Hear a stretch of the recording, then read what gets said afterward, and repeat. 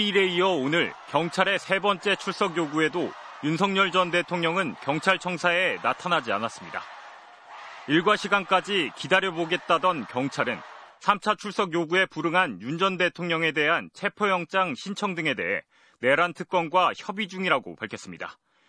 윤 전 대통령의 신병 확보를 위한 강제 수사 방안을 두고 조은석 내란 특검과 소통하고 있다는 겁니다. 통상 수사기관은 3차례 출석 요구에도 피의자가 응하지 않으면 체포나 구속영장을 신청합니다. 따라서 경찰이 특검과 협의를 마치는 대로 곧장 영장을 신청할 가능성도 있습니다. 영장은 서울 서부지검에 신청할 것으로 보입니다. 경찰은 경호처의 체포방해와 군사령관들의 비화폰 정보 삭제 등에 윤 전 대통령의 지시나 관여가 있던 것으로 의심하고 있습니다. 두 혐의 모두 재판 중인 내란 혐의와 별개여서 윤 전 대통령에 대한 추가 구속이 가능한 사안입니다. 경찰은 그간 대면 수사가 필요하다고 여러 차례 밝혔지만 사건을 바로 특검에 넘길 수도 있습니다. 내란 특검이 김용현 전 국방부 장관을 기소하며 본격 수사에 착수한 데다 경찰도 수사관 31명을 특검에 파견하기로 했기 때문입니다. 윤 전 대통령은 경찰에 나가 조사받을 수 없다며 버티면서도 필요성이 입증되면 서면 조사나 제3의 장소 조사에는 응하겠다고 했습니다. 경찰과 특검 중 누가 윤 전 대통령을 조사할지는 협의 결과에 따라 달라지겠지만 강제 수사는 임박한 것으로 보입니다. MBC 뉴스 원석진입니다. 내란 특검이 먼저 전격 출발한 가운데 다른 특검들도 속도를 내고 있습니다. 김건희 국정농단 특검은 법무부와 공수처, 경기 남부경찰청을 찾아 수사인력 협조를 요청했고 순직해병 특검은 특검보 추천을 마무리했습니다. 구민지 기자가 보도합니다. 가장 먼저 특검보가 임명된 민중기 김건희 국정농단 특검은 기관 방문 강행군을 이어갔습니다. 어제 서울고검과 서울중앙지검, 서울남부지검을 방문한 데 이어 오늘은 법무부와 고위공직자 범죄수사처를 잇따라 찾아 수사인력 파견 협조를 요청했습니다. 법무부에는 금융, 선거 수사 경험이 있는 부장검사 5명의 파견을 정식으로 요청했습니다. 민특검은 오후에는 경기 남부경찰청을 찾아 이첩받을 사건에 대해 논의했습니다. 경기 남부청은 김건희 여사 일가 부동산 때문에 서울 양평고속도로 노선이 바뀌었다는 의혹을 수사하는 곳입니다. 김 여사를 대면 조사할 예정이냐는 물음에 민특검은 이렇게 말했습니다. 여러 가지 수사의 진척 상황이라든가 내용 등 그런 것들을 다 종합적으로 고려한 다음에 우리 특별 검사 보고들과 함께 논의해서 정하도록 하겠습니다. 기획재정부 승인까지 마무리되면서 김건희 특검 사무실은 KT 광화문 웨스트빌딩 13층으로 확정됐습니다. 이명현 순직해병 특검은 새 특검 중 마지막으로 특검보 추천을 마무리했습니다. 1999년 이 특검과 함께 병모비리 수사를 한 군 법무관 출신 류관석 변호사와 대통령 직속 군 사망사고 진상규명위원회에서 조사 이과장을 지낸 이상윤 변호사를 포함해 특검보 후보자 8명을 추천했습니다. 특검보가 임명되면 가장 먼저 공수처를 찾아 사건 이첩 등을 논의할 계획입니다. 특검보 임명되면 그분들과 상의해서 그렇게 진행할 생각입니다. 이 특검은 최상병 사건 초동 수사를 진행한 해병대 수사단과 국방부 조사본부, 검찰단에서도 수사 인력을 파견받을 예정입니다. MBC 뉴스 구민지입니다. 자, 이런 와중에 김건희 국정농단 특검의 주된 수사 대상은 나흘째 서울 아산병원 VIP 병실에 입원 중입니다. 이번 사유를 두고선 특혜 논란도 불거졌는데요. 게다가 하필이면 검찰 수사팀들이 출석 요구서를 보낸 날 입원한 데 대해선 출석 지연 꼼수 아니냐는 지적이 나옵니다. 이승지 기자가 보도합니다. 김건희 여사가 나흘째 서울 아산병원에 입원 중입니다. 18층 특실에 입원한 것으로 전해졌습니다. VIP 병실로 불리는 이곳은 외부인의 접근이 철저히 차단돼 있습니다. 하루 입원 비용은 병실마다 다른데 최소 100만 원 정도, 많게는 150만 원에 이릅니다.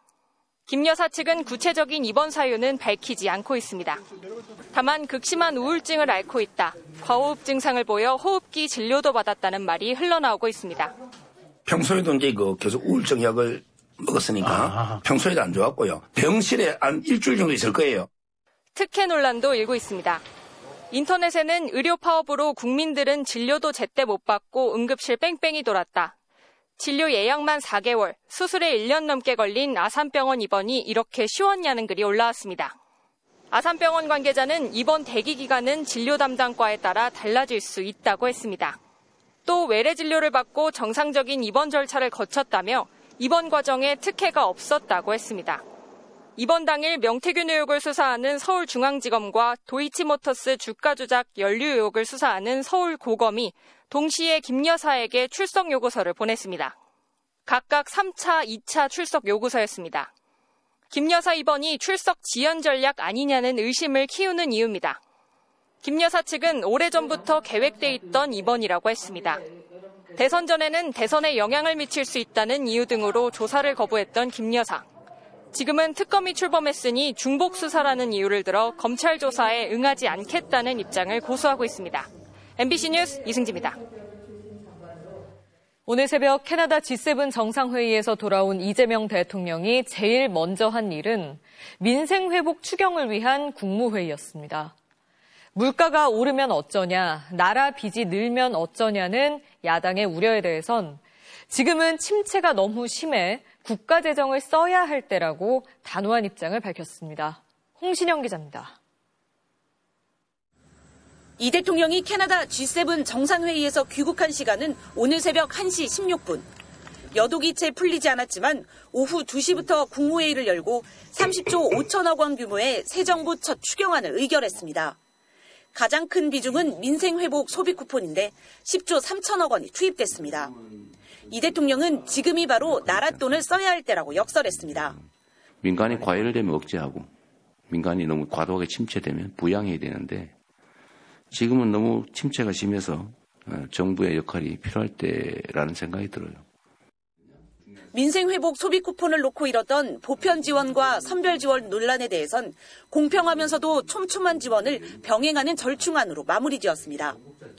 이번에는 그 두 가지를 적절히 배합을 해서 일부는 소득 지원 측면에서는 저소득층에게 그 외에 경기 진작 목표의 측면에서는 공평하게. 미국발 통상위기와 소비위축으로 성장률마저 급격히 둔화되는 상황에서 민생회복 추경으로 경제에 활력을 불어넣겠다는 판단입니다. 더 늦기 전에 제대로 된 처방이 필요합니다. 정부는 신속한 추경 편성과 속도감 있는 집행으로 이번 추경이 경기 진작과 민생 안정의 마중물이 되도록.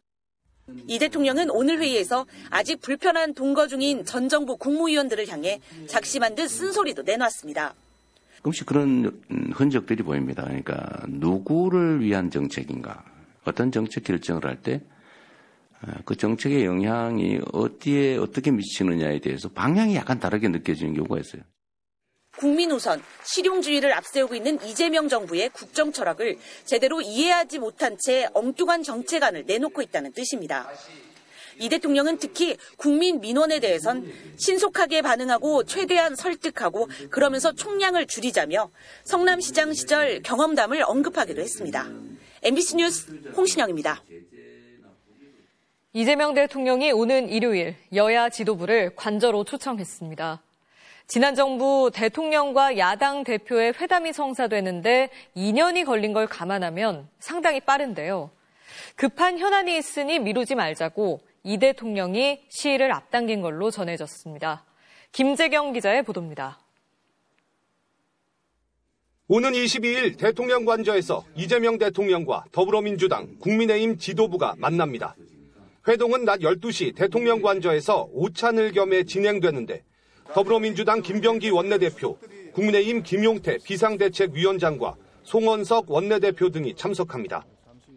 여야 지도부 회동 관련해서는 지난 6월 17일 강훈식 비서실장이 대통령의 초청 의사를 전달하였고 각 당 지도부는 당시에 흔쾌히 수락한 바 있습니다. 대통령실은 이 자리에서 주요 7개국 정상회의 결과를 여야 지도부에 설명하고 다른 의제에 대해선 제한 없이 허심탄회한 대화를 나누겠다고 밝혔습니다. 당초 7월 초나 여야 당대표가 각각 새로 들어서는 8월 이후 만나자는 참모진 의견도 있었지만 이 대통령이 어차피 자주 볼 건데 미룰 이유가 있느냐며 시기를 당기라고 지시한 것으로 전해졌습니다. 이 대통령이 여야 지도부를 따로 초대한 건 취임 18일 만입니다. 지난 정부 윤석열 전 대통령과 이재명 당시 더불어민주당 대표가 새 정부 출범 720일 만에 만났던 것에 비해 상당히 빠릅니다.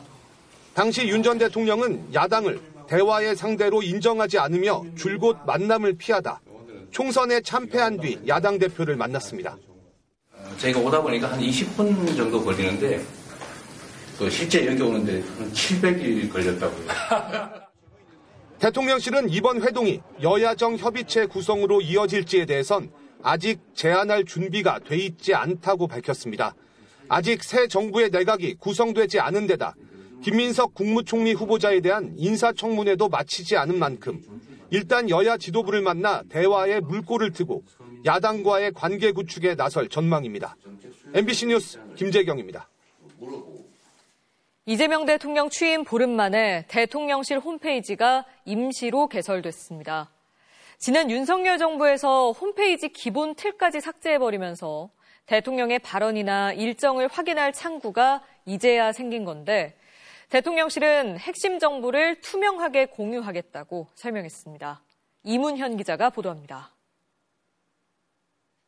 텅 비어있던 대통령실 공식 홈페이지. 21대 대통령 취임 16일째인 오늘 다시 문을 열었습니다. 화면 상단엔 청와대 모습을 형상화한 업무 표장이 걸렸고 대통령 소개 페이지엔 대한민국 21대 대통령 이재명이라는 문구와 함께 사진이 걸렸습니다. 국민 덕분에 헌정 질서를 바로 세우고 민주주의를 지킬 수 있었다. 모든 국민을 아우르고 섬기는 모두의 대통령이 되겠다는 대통령의 대국민 메시지도 담겼습니다. 대통령실 조직도는 물론 대통령의 발언과 활동 내역, 달력 형태로 기입된 대통령 일정까지 누구나 확인할 수 있습니다. 국제사회에 대한민국이 신속하게 정상화됐다는 것을 좀 보여주는 게 필요하다. 대통령실은 대통령 일정 등 핵심 정보를 신속하고 투명하게 공유하는 데 목적을 두고 추가 예산 투입 없이 홈페이지를 구축했다고 설명했습니다. 지난 정부가 쓰던 홈페이지를 활용해 임시 홈페이지를 만든 건데 그나마도 전 정부에서 소스 코드까지 삭제해 보름이나 걸렸습니다. 용산 사무실로 왔는데 꼭 무덤 같습니다. 컴퓨터도 없고 프린터도 없고 황당무계합니다. 새 대통령실 홈페이지가 정식으로 열리는 건 서너 달 더 걸립니다. 문재인 정부의 국민청원 제도를 보완한 소통 창구를 구축하고 대통령 비서실 조직에 대한 공개도 강화할 전망입니다. 한편 온라인에서 이 대통령의 서명과 휘장을 네티즌들이 응용해 만든 스마트워치 배경 화면이 인기를 끌자 대통령실도 정식으로 배경 화면 형태의 스마트 굿즈를 만들어 임시 홈페이지에서 공개하기로 했습니다. MBC 뉴스 이문현입니다. 정부 부처별 업무 보고를 받고 있는 국정기획위원회가 공직사회를 겨냥해 매우 실망이라고 강하게 비판했습니다. MBC 취재 결과 그 배경엔 기재부의 우선 추진 공약이 있었는데요. 공공기관장 임기 일치, 외교 영역 확대처럼 기재부와 크게 관련도 없고 지나치게 포괄적인 내용이 포함되어 있던 반면 정작 정부의 핵심 공약이나 시급한 현안 관련 내용은 없었던 겁니다. 김정우 기자의 단독 보도입니다. 이재명 정부의 인수위원회 역할을 하는 국정기획위원회가 부처별 업무 보고를 받은 지 하루 만에 거친 비판을 쏟아냈습니다. 한마디로 좀 실망이다. 매우 실망이다. 그 공약에 대한 제대로 된 반영도 사실은 부족하고 내용이 없고 구태의연한 과제들을 나열한 것에 불과했다. MBC 취재 결과 이 같은 공개 비판의 배경에는 기획재정부의 업무 보고가 있었습니다.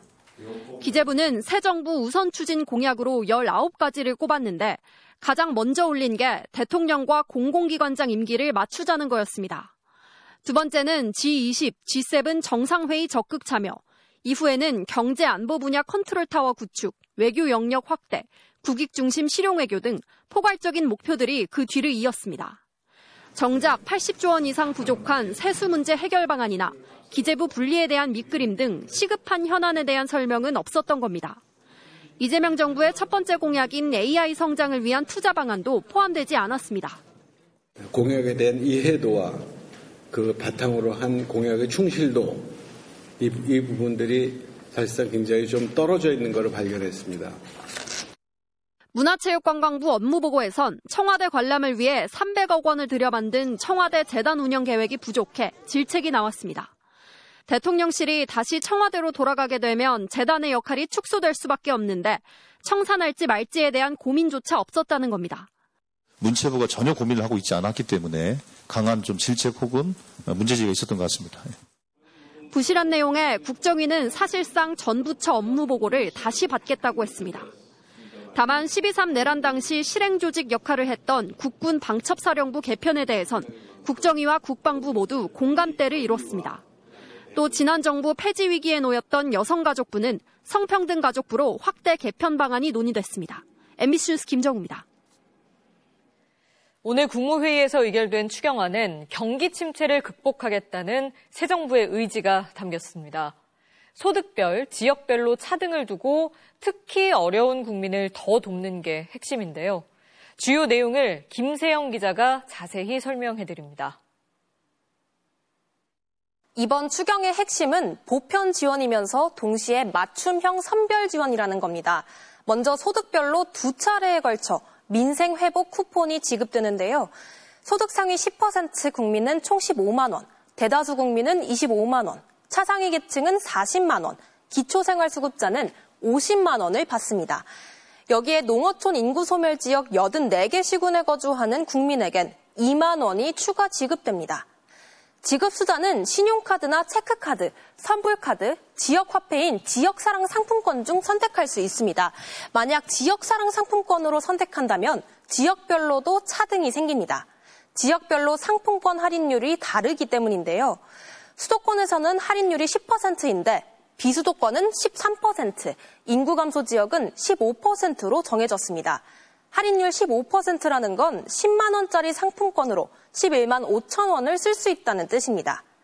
수도권보다는 비수도권, 비수도권보다는 인구 감소 지역에서 실제로 쓸 수 있는 금액이 더 큰 겁니다. 코로나 위기 때도 있었죠. 소비 촉진을 위한 할인 쿠폰도 발행됩니다. 모두 780만 장인데요.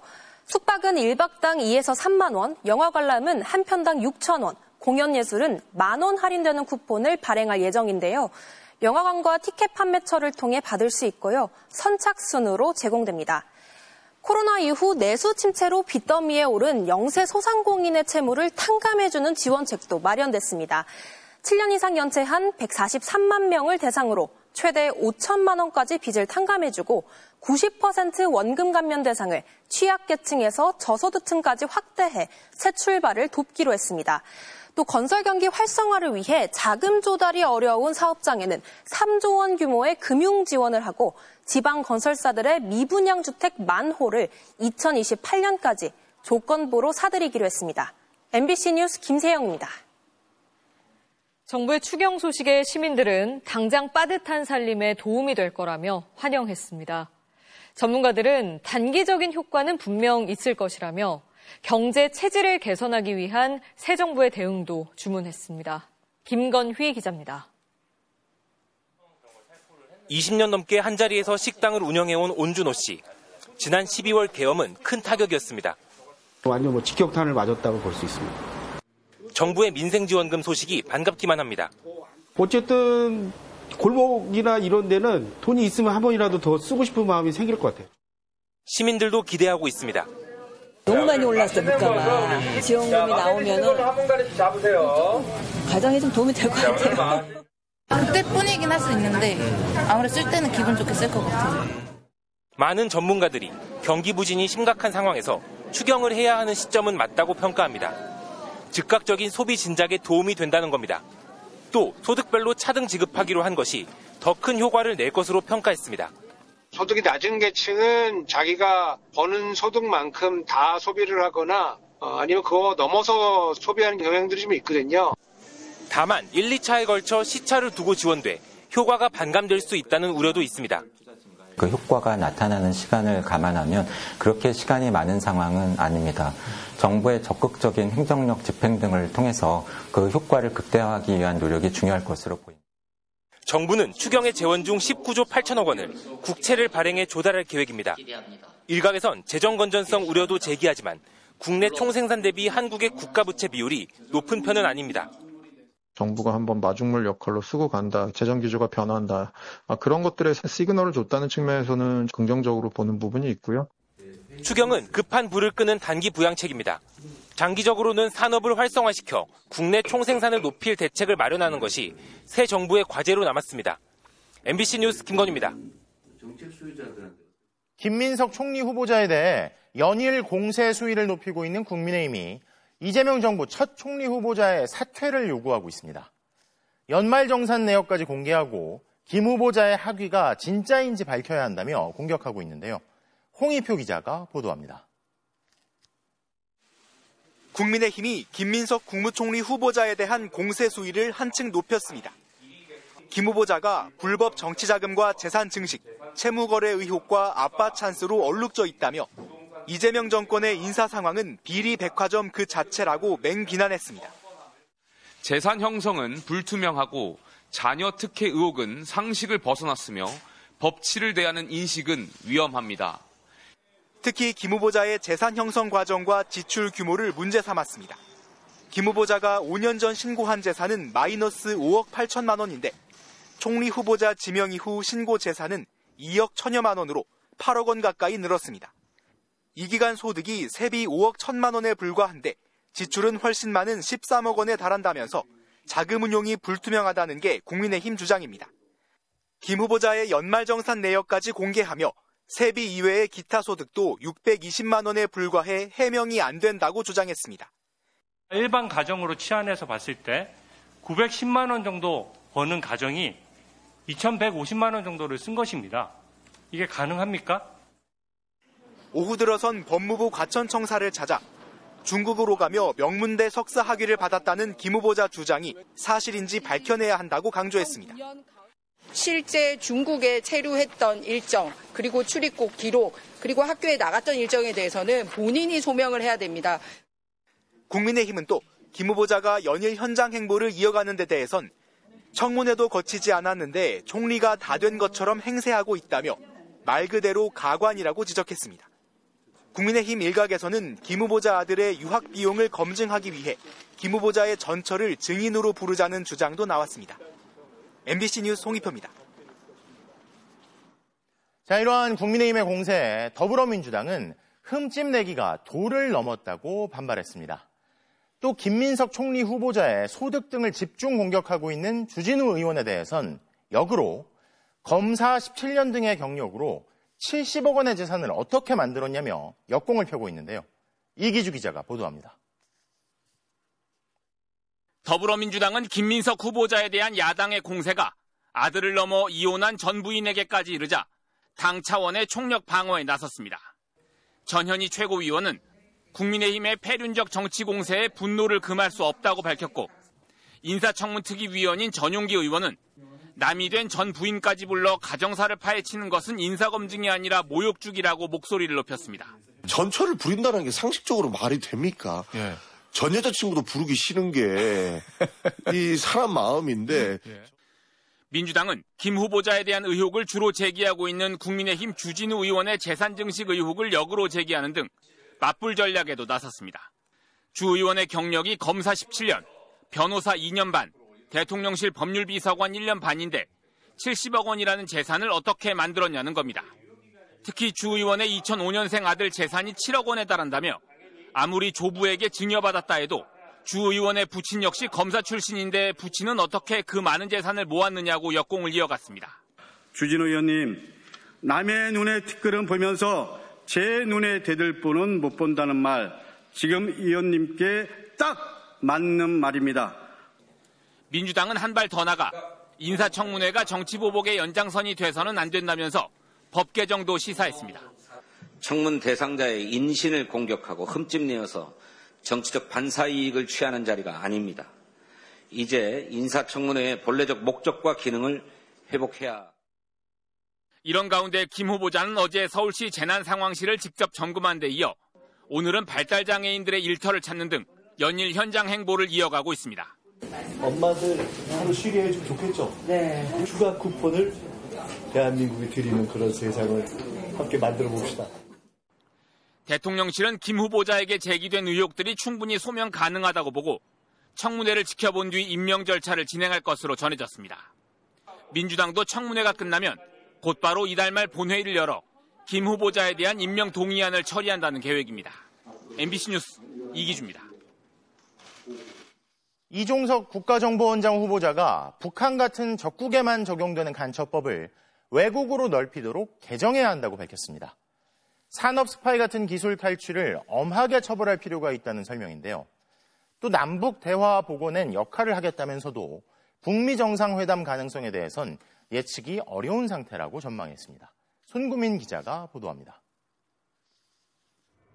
지난 3월 경기도 수원의 공군 기지 주변에서 전투기를 무단 촬영한 중국인이 붙잡혔습니다.